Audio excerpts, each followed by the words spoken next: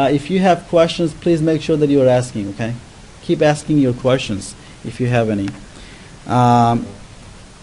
Don't be shy, you know, there is no reason to be shy about this kind of stuff. So this section is about multiplication with fractions, okay? So multiplication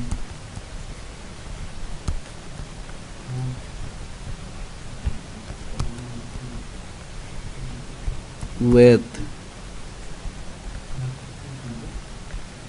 fractions.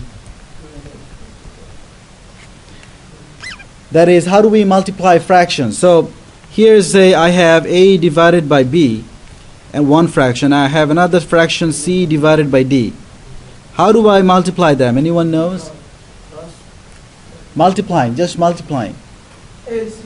Yeah, you just multiply the numerators and you multiply the denominators, right? So you have AC divided by B times D. Just simple multiply the numerators and the denominators. So let's look at few examples. Let's say I have the number 3/5 and I am multiplying that with 2/7.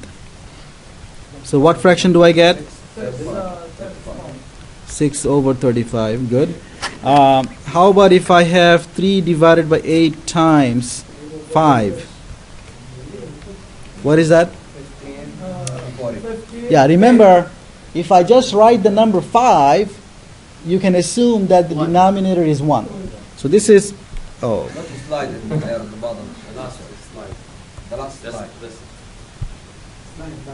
Let me just do this. It'll be, yeah. So this would be equal to 3/8 times 5 divided by 1, and then you multiply 3 and 5, you get 15 and over 8. Okay. How about another one? Let's say I have half, and then I'm multiplying 3/4 times 1/5.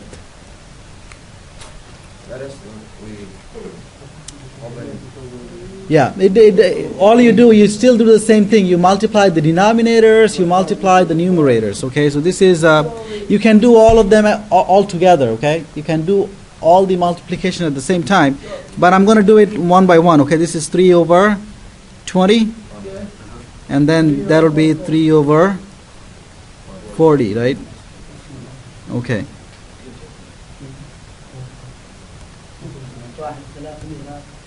Okay. Let's look at some more examples of this multiplication. Suppose I have 15 divided by 8 multiplied with 4 divided by 9.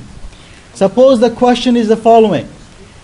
I want you to multiply, but I want you to reduce your answer to lowest terms. Everybody's clear?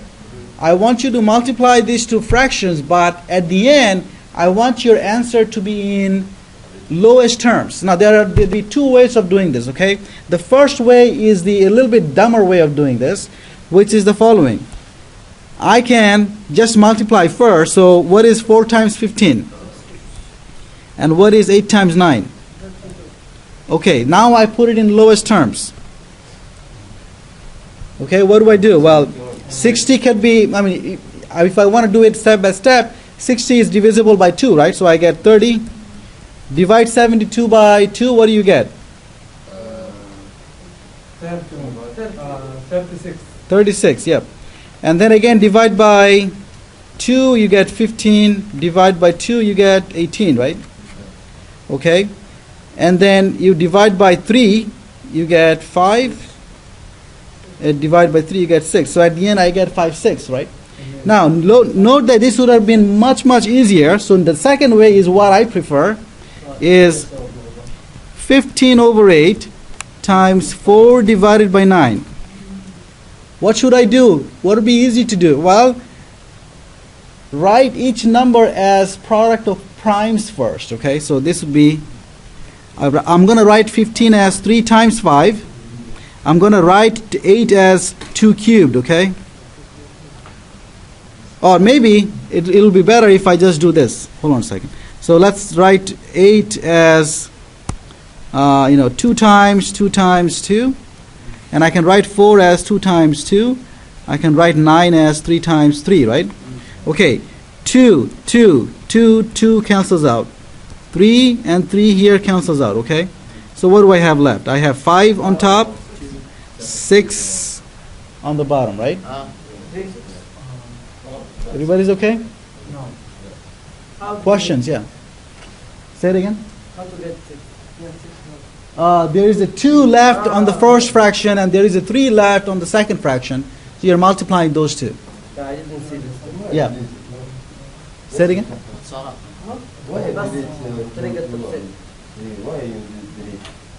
Why I deleted? No, I'm not deleting. What I'm doing is that I am dividing the numerator by those numbers. So if I want to do it step by step, basically what I did is I divided the numerator and the denominator. What is 2 times 2? It's 4. 4 times 3 is 12. I basically divided the numerator and the denominator by 12. I divided it by 2 times.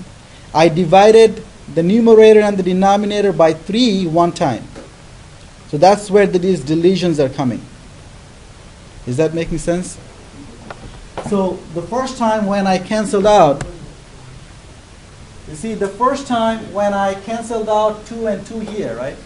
Basically, whenever I cancel out, I mean that I'm dividing the numerator and the denominator by 2. When I cancel out the 2.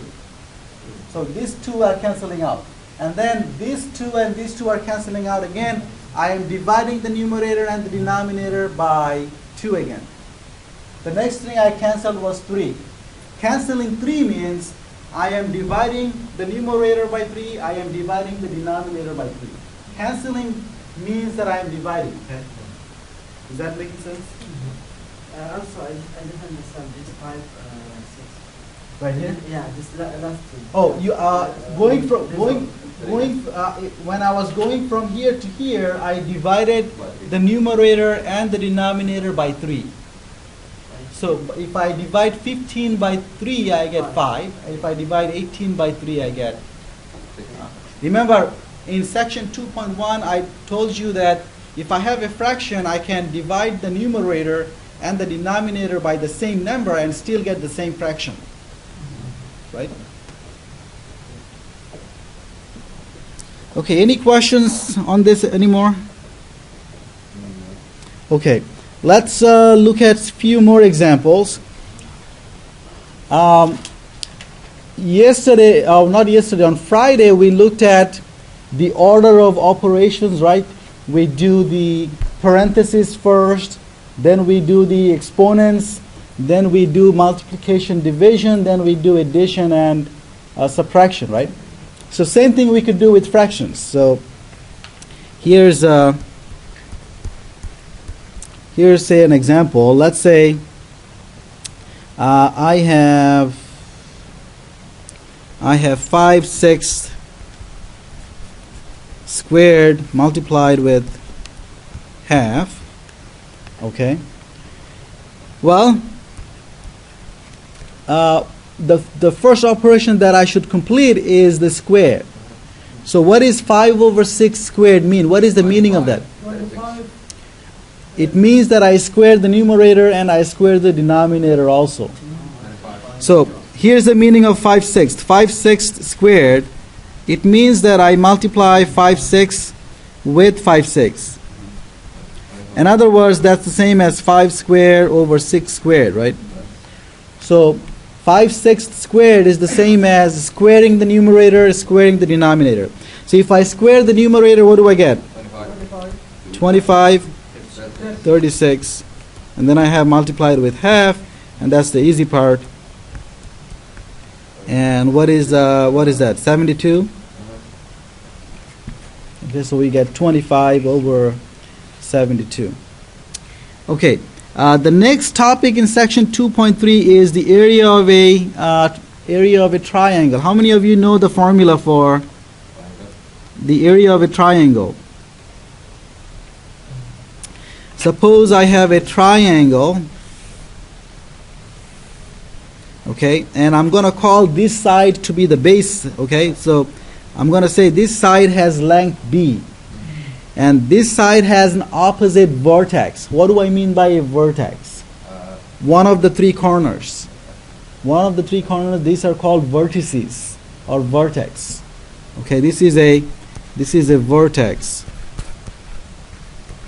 And the sides, there are three sides, these are called edges. Okay, this is an edge. Okay, so the word, you should remember the word vertices and edges or sides. Or sides. Edges, E-D-G-E-S, edge. Okay, so I make a vertical line from the vertex here onto this base side that I picked, and this is 90 degree here, and this is the height of the triangle. Okay, then what's the area? Area is equal to h times b. And everyone agrees with that? No. Yeah? 1/2. 1/2 is there also, okay? It's 1/2 of h times b. That's the formula for finding the area of a triangle, okay? So let's look at an example of this.